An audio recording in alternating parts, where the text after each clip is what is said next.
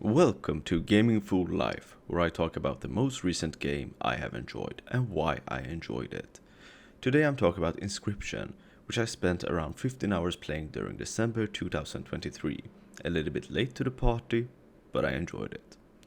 First and for all, this is a game where I can't go too much into detail because it would spoil the experience for you.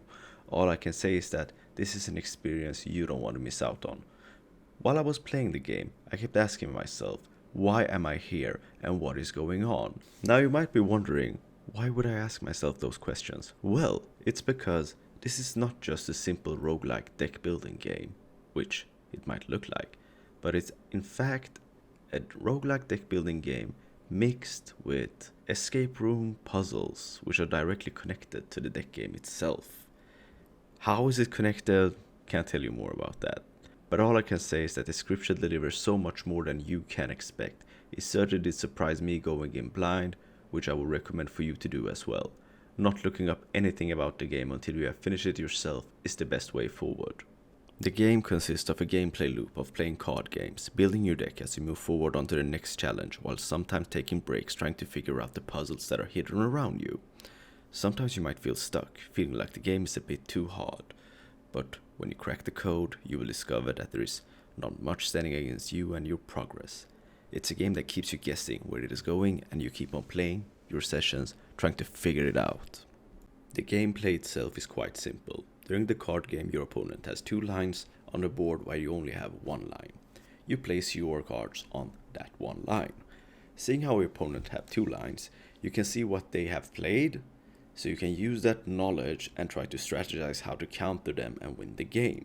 Because where they place their cards, those cards will move forward, so you can see what they're planning to do next. There's also an item function available, where you can use different tools to give you an advantage during a round, and tip the scales in your favor. After each round, if you succeed, you move on to the map, where you choose on which path you want to move on towards. At the end, there is a boss. All paths lead to the same boss, but each path delivers you different options on how to build your deck. If you are familiar with games such as Slay the Spire or Darkest Dungeon 2, then this is pretty much the same kind of concept given to you in Inscryption when you move forward from round to round. I don't want to go into much details about the cards themselves because I think that's something you should experience on your own, but I can just say that they all have an attack power, a health, a cost, and sometimes a feature that makes them do something special like block flying cards or respawn in your hand after dying. I also want to talk a little bit about the art style of the game. It's quite unique and it can be off-putting for some people. It certainly was for me going in. But as I kept on playing the game, it grew on me, and after my 16 hours of playtime, I started really enjoying the way it looked. Because the developers made it look this way to enhance the experience you're gonna go through while playing this game. And when you realize that, you start appreciating the art style so much more.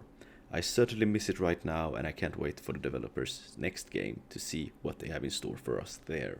So, back to how I started this video. This is a game you don't want to miss out on. I strongly recommend it to everyone as long as you like the concept of deck building games with a touch of puzzles and mystery.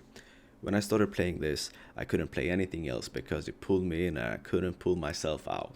I had heard great things about this game, without spoiling any of the surprises for myself. In the end, I'm glad I gave this game a chance despite not liking how it looked or felt at the beginning. If you end up playing it, I would love to hear your thoughts about it in the comment section down below. Also, if you enjoyed the video, don't forget to hit that like button and subscribe button. Until next time, see ya.